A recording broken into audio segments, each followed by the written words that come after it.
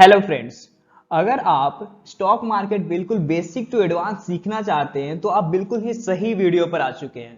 यहाँ पर हम आप लोग को स्टॉक मार्केट बिल्कुल बेसिक से एडवांस लेवल तक बिल्कुल फ्री ऑफ कॉस्ट सिखाने वाले हैं, वो भी स्टेप वाइज।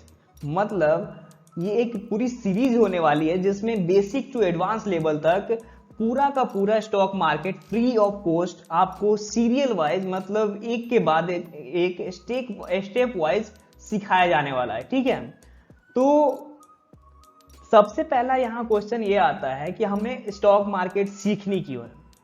देखिए, यहाँ पर दो प्रकार के लोग आते हैं। एक ऐसे लोग होते हैं जो लोग मतलब खुद से चाहते हैं कि मैं स्टॉक मार्केट सीख कर ट्रेड करूं। ठीक है, सीखूं पहले उसके बाद ट्रेड करूं। और दूसरे वो लोग होते हैं जो दूसरे लोगों के स्क्रीनशॉट, मतलब प्रॉफिट्स के स्क्रीनशॉट को देखकर स्टॉक मार्केट में आते हैं और डायरेक्ट ट्रेड करना स्टार्ट कर देते हैं, और लॉसेस हो जाते हैं तब वो स्टॉक मार्केट में फिर मतलब स्टॉक मार्केट को वापस से सीखने के लिए आते हैं। तो इसमें दो तरह के लोग स्टॉक मार्केट सीखने के लिए आते हैं। पहला जो डायरेक्ट मतलब सीखने आते हैं, पहले सीख कर उसके बाद ट्रेड करना है ये सोच के आते हैं, और दूसरे वो होते हैं जो लॉस करके तब स्टॉक मार्केट को सीखने आते हैं।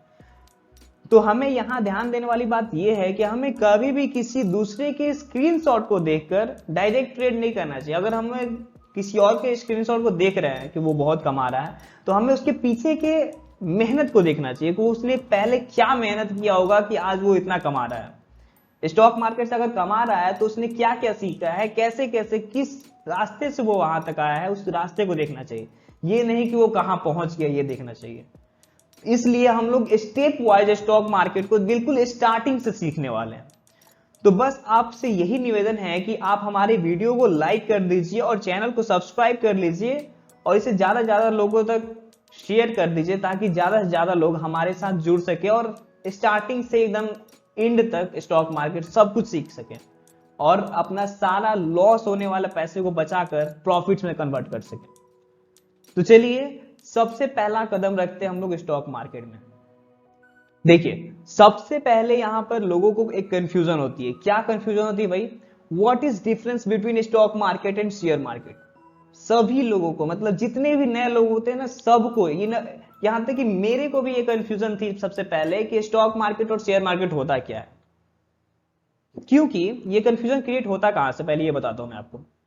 कि कुछ लोग बोलते हैं कि मैंने स्टॉक मार्केट से इतना पैसा कमा लिया, कुछ लोग बोलते हैं कि मैंने शेयर मार्केट से इतना पैसा कमा लिया। मतलब एक नया जो आज इंसान है जिसे स्टॉक मार्केट सीखना है या फिर जानना है, उसको समझ ही नहीं आता यार।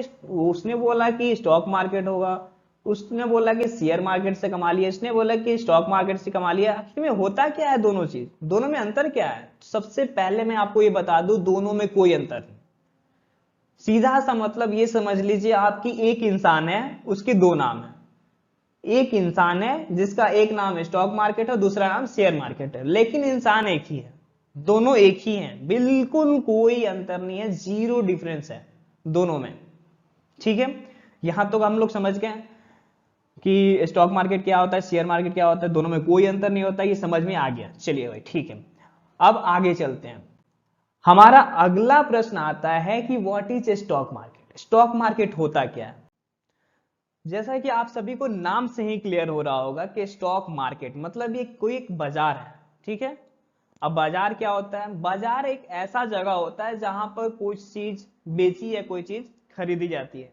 मतलब जहां पर बायर और सेलर दोनों मिलते हैं, दोनों वहां पर होते हैं। ठीक है, तो जैसे सब्जी बाजार होता है, सब्जी मार्केट होता है, वहां पर लोग सब्जी खरीदने जाते हैं तो कुछ लोग सब्जी बेचने जाते हैं। ठीक है, उसी तरह से स्टॉक मार्केट भी होता है जहां पर कुछ लोग स्टॉक्स को बेचते हैं तो कुछ लोग स्टॉक्स को खरीदते हैं।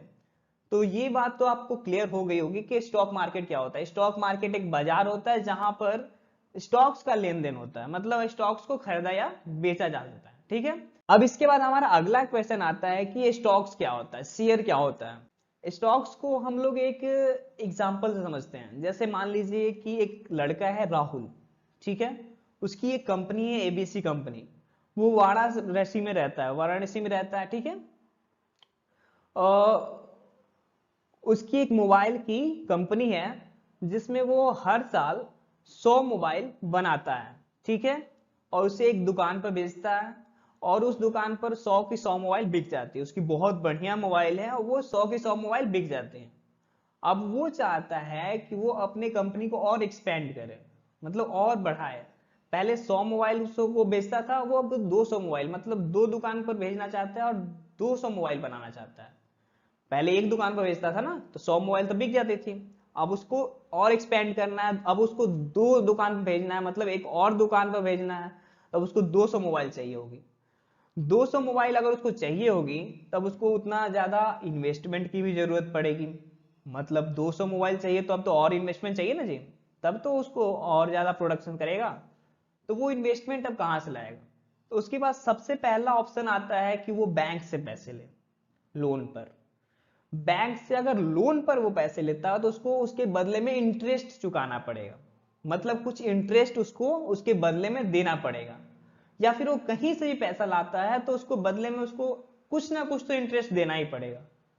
तो उसके पास एक और ऑप्शन आता है, स्टॉक मार्केट। स्टॉक मार्केट एक ऐसा जगह है जहां से वो पब्लिक से पैसे ले सकता है, वो भी बिना किसी इंटरेस्ट के। समझ गया? पब्लिक से पैसे ले सकता है बिना किसी इंटरेस्ट के। तो उसके लिए उसको क्या करना पड़ेगा? सबसे पहले ही उसको ये करना पड़ेगा कि उसकी एक अपनी कंपनी है, जो कि प्राइवेट लिमिटेड कंपनी है। जब तक वो खुद अपने कंपनी का ऑनर है, वो खुद पूरा पैसा लगाया हुआ है, तब तक वो प्राइवेट लिमिटेड कंपनी है। अब उसको पब्लिक से पैसा लेना है तो उस प्राइवेट लिमिटेड कंपनी को पब्लिक लिमिटेड कंपनी बनाना पड़ेगा, तब जाकर वो पब्लिक से वो पैसे ले पाएगा। अब उसके लिए वो क्या करेगा?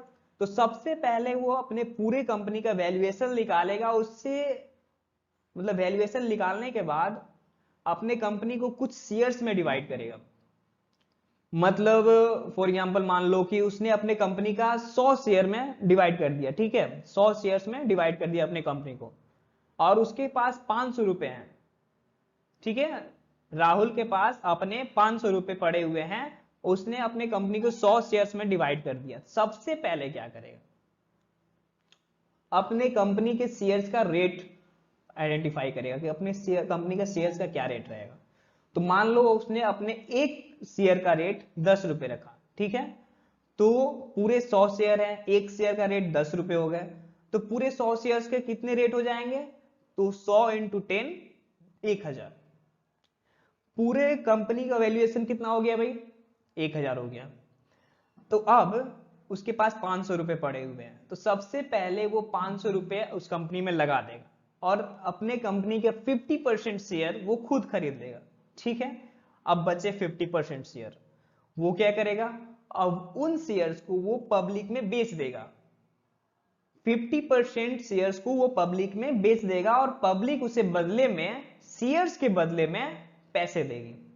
अब इससे राहुल को क्या प्रॉफिट हुआ? अब राहुल को प्रॉफिट ये हुआ कि उसे बिना इंटरेस्ट पर पैसे मिल गए, मतलब बिना किसी इंटरेस्ट के पैसे मिल गए पब्लिक के द्वारा। अब पब्लिक को यहां क्या प्रॉफिट होगा? तो पब्लिक को यहां ये प्रॉफिट होगा कि जितना परसेंट जिस पर्सन के पास उस कंपनी का शेयर होगा, उतना परसेंट उस पर्सन को कंपनी का प्रॉफिट में से मिलेगा। मतलब कंपनी में जितना भी प्रॉफिट होगा, उतना परसेंट प्रॉफिट, जितना जितना परसेंट का शेयर होल्डर है वो पर्सन, उस पर्सन को उतना परसेंट प्रॉफिट मिल जाएगा। ठीक है, तो इससे लोगों को भी प्रॉफिट हो गया और उस राहुल को भी प्रॉफिट हो गया, कंपनी के ऑनर को भी प्रॉफिट हो गया और कंपनी के शेयर होल्डर्स को भी प्रॉफिट हो गया। जितना परसेंट उनके पास शेयर होल्डिंग है, उतना परसेंट प्रॉफिट, मतलब कंपनी का प्रॉफिट उनको मिलते रहेगा। इस तरह से स्टॉक्स के बारे में भी हम लोगों ने समझ लिया। अब देखिए, स्टॉक्स खरीदने से क्या होता है? कंपनी में हिस्सेदारी मिल जाती है, मतलब ऑनरशिप मिल जाता है एक तरह से। उतना परसेंट वो पर्सन, जो पर्सन उस कंपनी का शेयर होल्डर है, उतना परसेंट वो उस कंपनी का ऑनर बन गया, ऑनरशिप मिल गया उसको, कंपनी में हिस्सेदारी मिल गई उसको। समझ गए? तो चलिए अब हम लोग अगले क्वेश्चन की तरफ बढ़ते हैं। हमारा अगला सवाल है, how does the company bring its share to the people? मतलब कंपनी अपने शेयर्स को लोगों के पास कैसे लाती है, इसे समझते हैं। शेयर्स के बारे में तो समझ में आ गया। अब कंपनी जो है लोगों से पैसे लेती है शेयर्स के बदले में। ये तो समझ में आ गया, लेकिन कहाँ पर लेती है? उसका कोई एक जगह तो होना चाहिए ना जहां पर सारी कंपनियां अपने शेयर्स को लेकर आए और उसके बदले में उसको लोग पैसा दें। तो सबसे पहले कंपनी अपने शेयर्स को आईपीओ के द्वारा लेकर आती है, ठीक है। अब आईपीओ क्या होता है? Initial public offering. आईपीओ का मतलब होता है इनिशियल पब्लिक ऑफरिंग। जब जब पहली बार कंपनी अपने शेयर्स को लोगों के पास लेकर आती है तो वो आईपीओ के द्वारा लेकर आती है। अब आईपीओ के द्वारा लेकर आएगी, लेकिन आईपीओ को रखा कहां जाएगा? उसके लिए भी एक जगह होनी चाहिए ना। तो उसी के लिए एक जगह होती है एक्सचेंज, जहां पर कंपनियां अपनी आईपीओ को लेकर आती। तो अब हम लोग बात करते हैं अगले टॉपिक के बारे में। हमारा अगला टॉपिक है एक्सचेंज। अब एक्सचेंज क्या होता है? एक्सचेंज एक ऐसा जगह है जहां पर सारी कंपनियां अपनी आईपीओ लेकर आती है, ठीक है। एक्सचेंज एक ऐसा जगह है जहां पर सारी कंपनियां अपनी आईपीओ लेकर आती हैं और उसमें अपने शेयर्स को लिस्टेड कराती है और वहीं से लोग शेयर्स को खरीदते या बेचते हैं, ठीक है। हमारे यहाँ दो एक्सचेंज हैं, नेशनल स्टॉक एक्सचेंज और Bombay stock exchange, NSC BSc. तो आपका एक एचडब्ल्यू है यहाँ पर होमवर्क।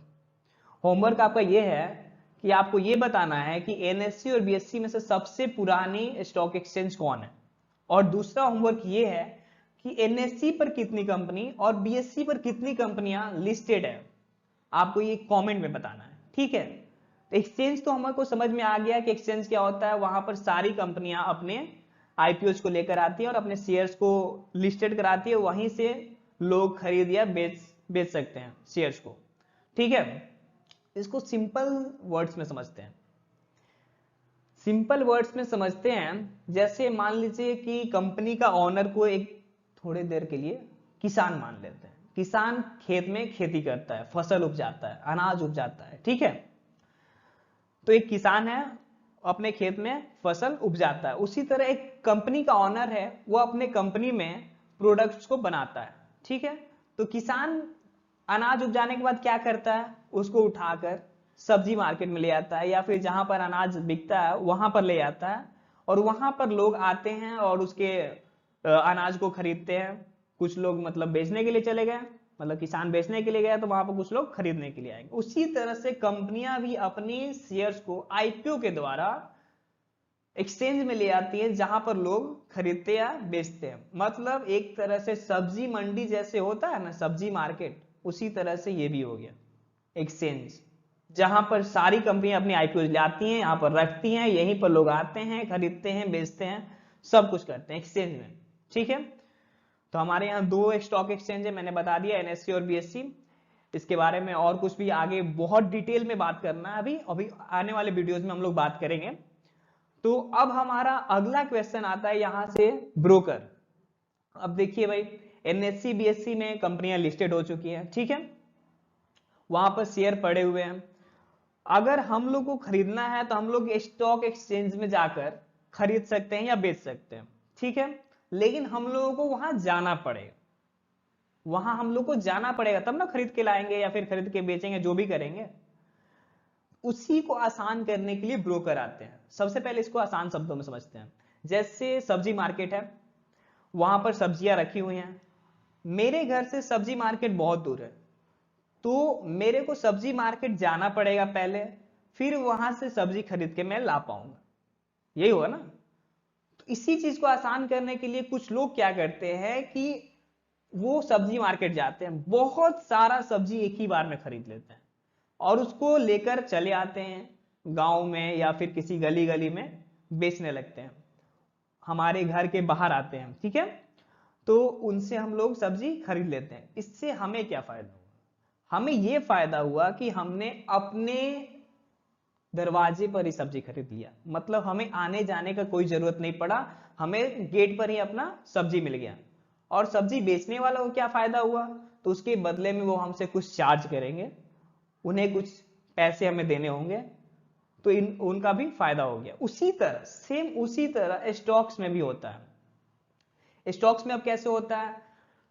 तो एक्सचेंज में पड़े हुए स्टॉक्स सारे शेयर्स पड़े हुए हैं, ठीक है। तो कुछ ब्रोकर आते हैं जो हमारे नाम पर स्टॉक्स को खरीदते या बेचते हैं, ठीक है। हमारे नाम पर स्टॉक्स को या शेयर्स को खरीदते या बेचते हैं, बदले में कुछ चार्ज करते हैं, ठीक है। तो कोई ब्रोकर 10 रुपए लेता है, कोई ब्रोकर 20 रुपए लेता है, ऐसा मतलब पर खरीद बिक्री पर, मतलब हर एक खरीदने या बेचने पर कुछ चार्ज लेते हैं। तो इससे ब्रोकर को फायदा ये हुआ कि उसको कुछ चार्ज मिल गया, मतलब उसको कुछ इनकम हो गया, और हमें ये फायदा हो गया कि हम घर बैठे स्टॉक्स को खरीद या बेच सकते हैं। तो हम दोनों को फायदा हो गया। तो ब्रोकर का काम यही है कि स्टॉक्स को हमारे नाम पर खरीदते या बेचते हैं, जिससे हमें आसानी हो जाती है और उन्हें भी कुछ इनकम हो जाते हैं। तो इसी को बोलते हैं ब्रोकर। तो चलिए फ्रेंड्स, आज हम लोगों ने क्या क्या सीखा इसके बारे में डिस्कस कर लेते हैं। तो आज हमारा सबसे पहला प्रश्न था, what is difference between stock market and share market, मतलब स्टॉक मार्केट और शेयर मार्केट में क्या अंतर होता है, ये हमने आज सीखा।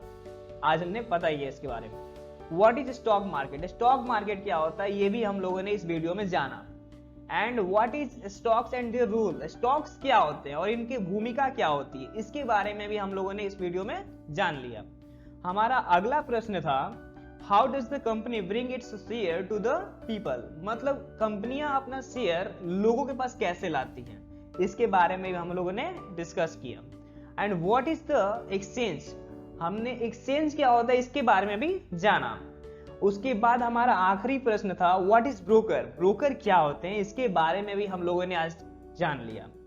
तो कुल मिलाकर आज हम लोगों ने 6 टॉपिक्स पर डिस्कस किया, जिसके बारे में हम लोगों ने थोड़ा बहुत डिटेल में बात किया, जिसके बारे में अभी और डिटेल में हम लोग आगे चल के बात करेंगे। तो वीडियोस आप कंटिन्यू देखते रहिएगा, वीडियोस चैनल पर आती रहेंगी, आप देखते जाइएगा, आप कंप्लीट स्टॉक मार्केट बिल्कुल बेसिक टू एडवांस तक सारा सीख जाइएगा, ठीक है। जाते जाते मैं एक चीज जरूर कहना चाहूंगा दोस्तों आपसे, कि अगर आप स्टॉक मार्केट में कमाना चाहते हैं तो कभी भी लालच नहीं लाइएगा अपने अंदर, कभी भी लालच नहीं लाइएगा, इमोशनल नहीं होइएगा, कभी भी इमोशंस में आकर ट्रेड करने की कोशिश मत कीजिएगा, ये बहुत ज्यादा डेंजरस होती है। क्या होता है इससे नुकसान, इसके बारे में भी हम लोग डिस्कस करेंगे। अपना साइकोलॉजी को हमेशा ठीक रखिएगा, कभी भी अपने साइकोलॉजी को बिगड़ने नहीं दीजिएगा। और एक चीज और, आप स्टॉक मार्केट में कैसे कंसिस्टेंट इनकम जनरेट कर सकते हैं, इसके बारे में हम लोगों ने पहले वीडियो में डिस्कस कर रखा है। तो आप हमारे चैनल पर जाकर पहला वीडियो भी देख सकते हैं, ठीक है। उसका लिंक मैं डिस्क्रिप्शन में भी दे दूंगा, आप वहां से भी जाकर उस वीडियो को देख सकते हैं। मतलब एक प्रॉफिटेबल ट्रेडर्स का हैबिट क्या होता है, उसमें ये डिस्कस किया हुआ है। तो आप उस वीडियो को भी जरूर से जरूर देखिए, ताकि आपको प्रॉफिटेबल ट्रेडर्स के हैबिट्स के बारे में पता चले, ताकि आपको कभी लॉस ना देखना पड़े। इसके लिए आप हमारे पहले वीडियो को देख सकते हैं, और आगे आने वाले वीडियोस में हम स्टॉक मार्केट के बारे में बहुत ही ज्यादा डिटेल में बात करने वाले हैं। तो आप ऐसे ही हमारे चैनल पर बने रहिए और हमारे वीडियो को लाइक कर दीजिए। अगर आपको ये वीडियो पसंद आया हो तो बिल्कुल लाइक कर दीजिए, और इससे शेयर कर दीजिए उन लोगों के पास जिन्हें इसकी जरूरत है, मतलब जो स्टॉक मार्केट से पैसा कमाना चाहते हैं। और चैनल को सब्सक्राइब जरूर कर लीजिए, ताकि आपके पास हमारा सारा वीडियो पहुंचता रहे, और बेल आइकन को भी प्रेस कर दीजिए, ताकि आपके पास हमारा वीडियो सबसे पहले पहुंच पाए। और बने रहिए ऐसे स्टॉक मार्केट देखते रहिए और हमेशा खुश रहिए। जय हिंद, थैंक यू दोस्तों।